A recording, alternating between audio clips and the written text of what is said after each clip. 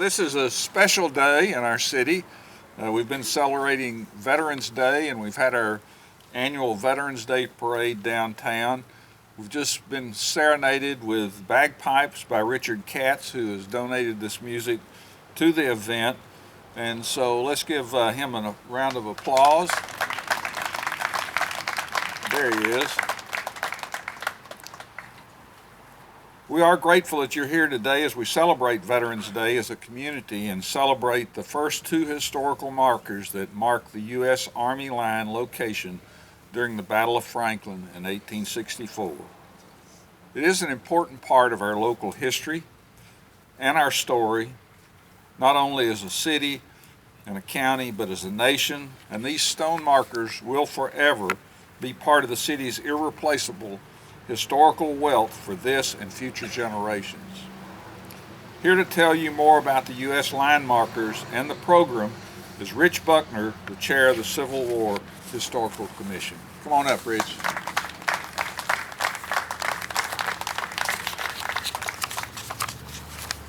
Thank you.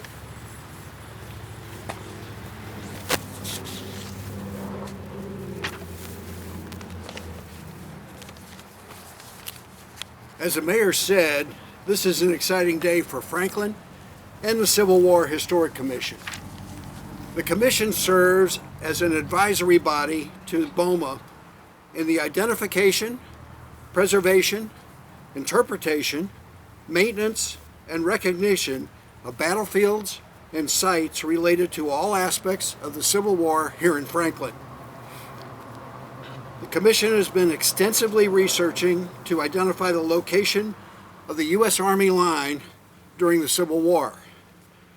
This line is where the U.S. Army was entrenched and held their position through the Confederate advance from the South on the evening during the Battle of Franklin on November 30th, 1864. You might ask, how do we know where that battle line was 159 years ago? Commissioners Eric Jacobson, Sam Gant, and Sam Huffman studied numerous historic maps using a benchmark of Ruger's after battle map to plot the line to have the best interpretation of the locations for these markers. The Commission has led this initiative to envision historic markers at key street crossings to demarcate the U.S. Army line, including Columbia Avenue, Lewisburg Avenue, Adams Street, West Folk Street, Natchez Street, West Main Street, Fair Street, New Highway 96 West, Mount Hope Street, and Hillsborough Road. As you know, there will be a lot of markers. The first two markers have been installed here at Carter Hill Park and across the street at Carter House to mark the U.S. Army line along Columbia Avenue. You see those are the white markers behind me along each side of the road. These markers were generously donated by Save the Franklin Battlefield and the Battle of Franklin Trust. So a real special thanks to them for helping to spur this plan into action. We wish to especially thank the Board of Mayor and Aldermen for approving the funding in June to purchase additional markers, as noted at these locations, over the next 2 years. The Civil War Historic Commission will continue to work in efforts to further the program and work with property owners to place these markers in all the future locations. The battlefield you see today is much different than it has been in recent years. Many probably remember a pizza place on this property. It's continuing to change. I'm happy to be asked to speak about two more sites that have been saved in this area. They are the White House across the street, the Williams House, and the Danmark Warehouse. Both of those sites are under construction, and in the future years, that will open the battlefield further. That is all through a lot of very generous people and hardworking people, all spearheaded by Save the Franklin Battlefield. I'd now like to thank each of the commissioners who have worked on this and other projects to recognize Civil War history here. Alan Sims, the Vice Chair of the Commission, Steve Bacon, Alderman Patrick Baggett, Heather Doleshow, Rachel Finch, Colby Lane Hogan, Marlene Holmes, Sam Huffman, Eric Jacobson, Kelly Kotzman, Pam Lewis, Alma McLemore, Tony Morale, Mary Pierce, and Clay Perry. We couldn't do what we do without the city and its staff. The staff members that have worked together with us on this project have been Emily Huffer, Paul Holzen, Kelly Dannenfelser, Zach Williams, and past staff member Amanda Rose. I want to really thank all of them for their hard work in bringing this program to fruition. We, as you can imagine, we work hand in hand with the Parks Department all the time. If you see a battle site, it's probably a park or related to a park. And so the work that we do with the Parks Department and our commission is really invaluable. And we have their ongoing support, and we really appreciate that. But they also provided the whole setup for today's event, so thank you very much. Yes. Finally, thank you to our Streets Department. You say, what, Streets Department? The Streets Department was here the day they installed the 2 markers on Columbia Avenue. I happened to be here, and one of the installers from the Monument Company came to me and said, you know, normally when we go to a city and install a monument, somebody from the city comes out and points to the ground and says, here, put it here, and they drive away. The Streets Department that day worked with the installers and making sure the monuments were set exactly as they needed, they were level and everything, and exactly as we wanted. And that kind of perfection we really appreciate and thank.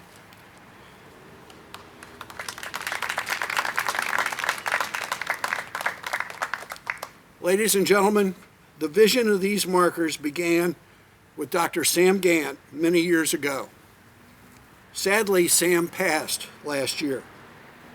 I'd like to introduce Sam Huffman, who serves on the commission and represents Save the Franklin Battlefield. Sam Huffman was a dear friend of Sam Gant.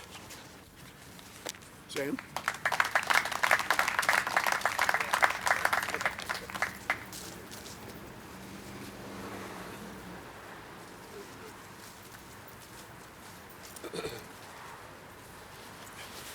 As just a point of clarification before I start, let me point out what Rich was telling you about. The White House down there is the house that was just purchased, and the purchase is final. So that building and the office building behind it, take your last looks at it because it won't be there a whole lot longer. And take pictures. And the Danmark building here is under contract. And that real estate work and banking work is done by Franklin's Charge. They're the group that kind of does all of the business transactions for all of the preservation groups here, including, say, the Franklin Battlefield.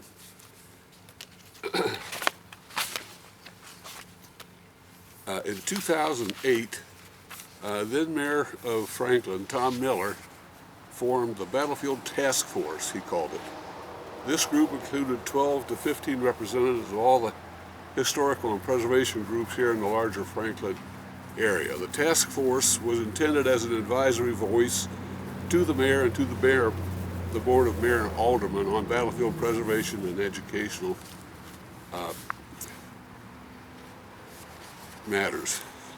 The mayor appointed our friend Sam Gant to the newly formed Battlefield Task Force. Sam represented the Sons of the Union Veterans, Camp 62, on the task force since he was instrumental in rebuilding and growing the camp. He served in several official roles, including camp commander. He also served as secretary for Save the Franklin Battlefield for nearly 30 years before he passed early 2023. Once begun, the mayor's task force quickly identified 2 projects they felt the city should undertake. First was to install reproduction carriages under the 4 cannons on Public Square. Those 4 guns, by the way, are authentic Civil War, pre-Civil War cannons, so they're the real deal. The new carriages are cast aluminum, but they'll all last 300 or 400 years. There's no problem there. And the second project was to place trench markers indicating where the Federal Army trench line crossed our modern-day city streets. The markers would constantly remind Franklin residents where the battle occurred and how expansive it was. Both projects would require public and private funding, so there was private funding in both of those. In 2011, BOMA created a formal city commission to replace the Battlefield Task Force. That commission be led and advised by city employees and report to BOMA as part of city government. The commission's name and mission have evolved a little bit over time to become the Franklin Civil War Historical Commission, and that's the group that's here today conducting the dedication of these markers. For what it's worth, the gun carriages were funded and installed in 2014 as part of the commemoration of the 150th anniversary of the battle. The line marker project, however, is somewhat more complex. Each marker requires cooperation and permissions from the landowner, the property right-of-way permissions from the city and the Tennessee Department of Transportation, since some of the streets are state routes. Now, some markers will be placed in the right-of-way and some on private property. All of them have to be engineered and located to the satisfaction of all parties involved. Sam Gant worked with many possible vendors over the years to develop designs and price quotes for the markers. Most options included poured concrete fabrication that had long-term problems with appearance and durability. He also suggested that the first 2 markers be funded by, installed by preservation groups as a demonstration to educate our city fathers and the general public and the property owners where the other markers may be installed.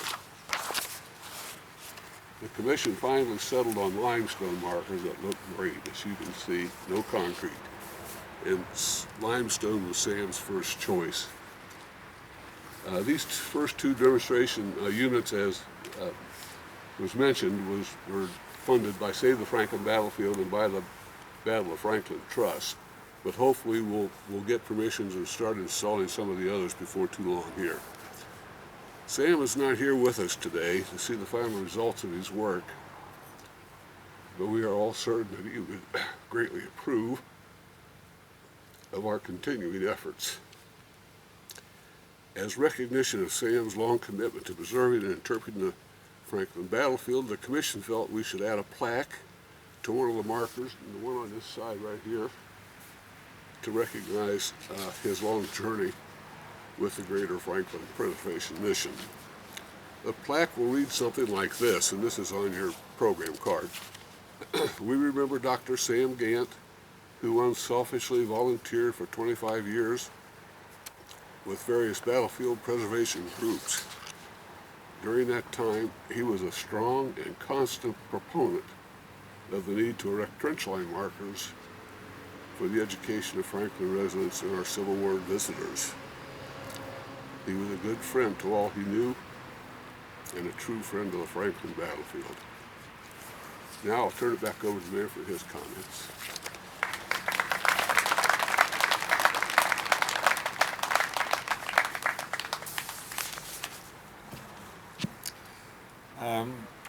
One of the housekeeping things I failed to do was recognize we have some aldermen here. We have Alderman Baggett and Alderman Potts and Alderman-elect Caesar. So glad you're here. And I would echo again what Sam was speaking about and Rich about our Parks and Streets Department. So let's give them a special round of applause again. If there weren't so many people, I would ask everybody here to just say what your part was in this. Each of you knows what your part was in this, and the City of Franklin, the staff, the Board of Mayor and Aldermen, and everybody involved thanks you for your involvement. I think it's appropriate on this Veterans Day if we might stand and take a moment of silence for the veterans of our country. So if you'd please stand, and also remembering those in the Battle of Franklin. So if you'll join me in a moment of silence, please.